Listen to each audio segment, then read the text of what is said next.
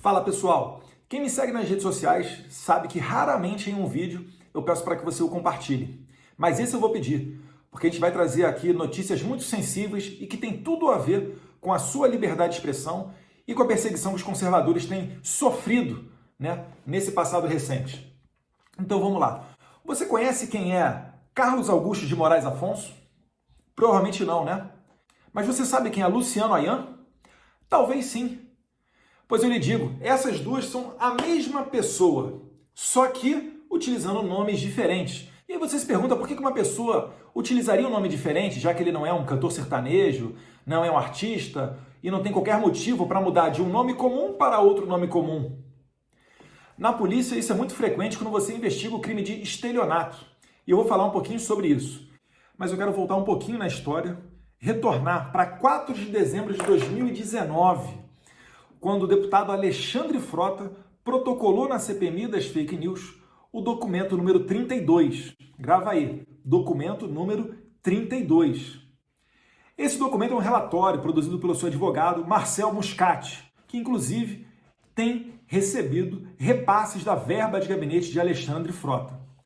Na página 44 começa ali os slides de Luciano Ayan nesse documento 32. Esses slides, feitos em agosto de 2019, também estão presentes em um site, em uma página do Diário do Centro do Mundo. Esse documento 32 é que contém toda a estratégia e toda a narrativa falando de gabinete do ódio, robôs, levantamento artificial de hashtag e tudo aquilo que eles acusam nós conservadores de fazer, quando na verdade a gente sabe que o nosso movimento é 100% espontâneo, voluntário e até hoje eles ficam tentando emplacar essa narrativa de que nós somos financiados. Nesse documento 32 você tem uma lista de todos os conservadores que estão sendo perseguidos, de todos aqueles que sofreram mandados de busca e apreensão em suas casas. E vale lembrar, o que é feito na CPMI da fake news reverbera no inquérito das fake news no Congresso, no inquérito do STF, que é daí que saem esses mandados. Por exemplo, contra o Edson Salomão, do Movimento Conservador, contra o Bernardo Kister, contra Otávio Facuri, contra Alan dos Santos, do Terça Livre, e o próprio Terça Livre. Então, quem está por trás disso tudo é o Luciano Ayan. É ele que fica falando que nós somos gabinete do ódio, que nós temos uma milícia virtual, quando na verdade isso tudo sim é uma narrativa criada artificialmente. Esse documento serviu de base para os depoimentos de Joyce Hossermann. O próprio Luciano Ayan admite isso numa entrevista para o Diário do Centro do Mundo. E a gente sabe que o Alexandre Frota não tem inteligência suficiente para conseguir perceber e analisar todos esses elementos do cenário da internet e do jogo político. Aprofundando um pouquinho mais agora sobre o Luciano Ayan, a relatora da CPMI das fake news, a deputada Lídice da Mata, do Partido Socialista Brasileiro da Bahia, ela fez um requerimento convocando o Luciano Ayan para a CPMI das fake news, porque o Luciano Ayan era dono de uma página chamada Ceticismo Político e estava sendo acusado de disseminar fake news sobre a morte da vereadora Marielle Franco. Mas qual não foi a nossa surpresa?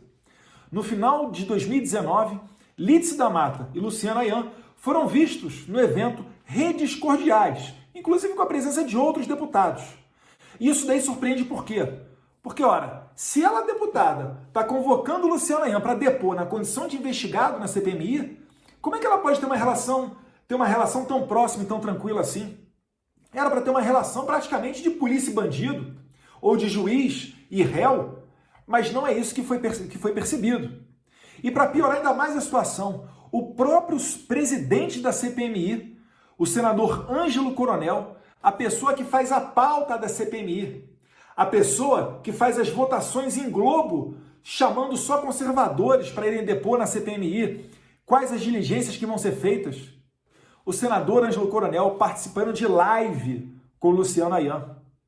E, inclusive, isso foi matéria usada pela deputada Bia Kicis para tentar afastar Ângelo Coronel da presidência da CPMI. Porque o que não existe ali é imparcialidade para conduzir essas investigações.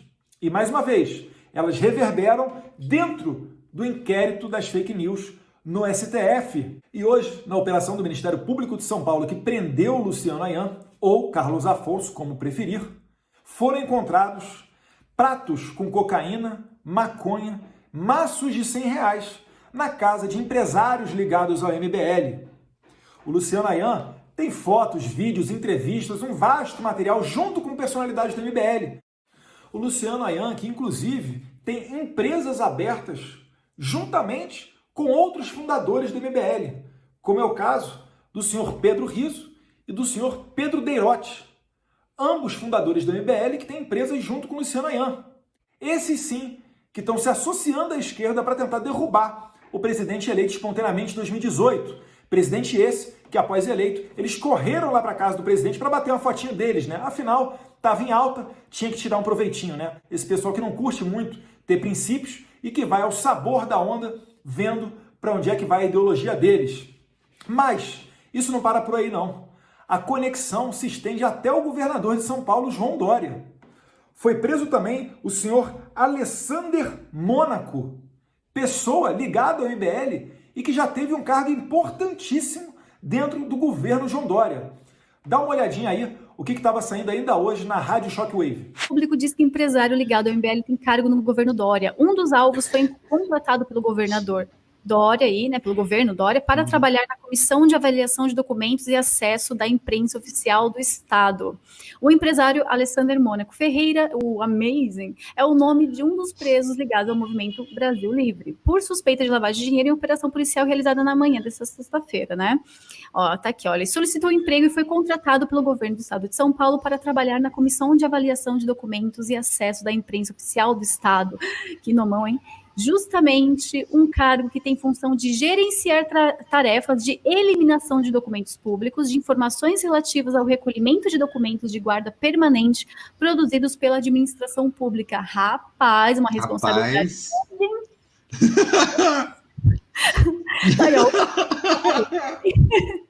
Alessander Mônaco, também conhecido como Mr. Pimba.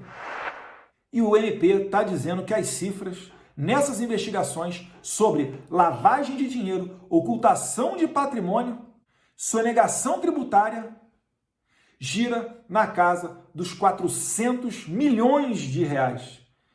E aí, Kim Kataguiri, Arthur Mamãe Falei, quem é que é financiado? Quem é que tem uma rede de gabinete do ódio? Quem é que produz fake news? Se associar à esquerda e ter o establishment ao seu lado é mole, né? Virar papel higiênico da esquerda, né?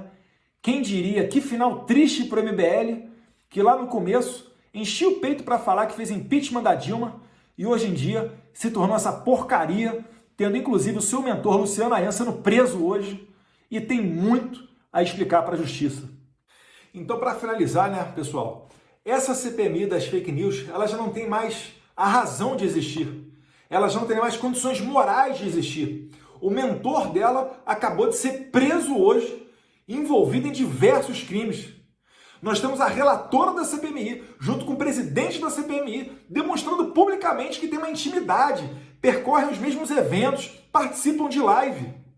Essa CPMI em nada faz, em nada apura com relação a Joyce Hasselmann, que está aí com vários áudios fazendo exatamente aquilo que ela nos acusa de fazer e nunca provou.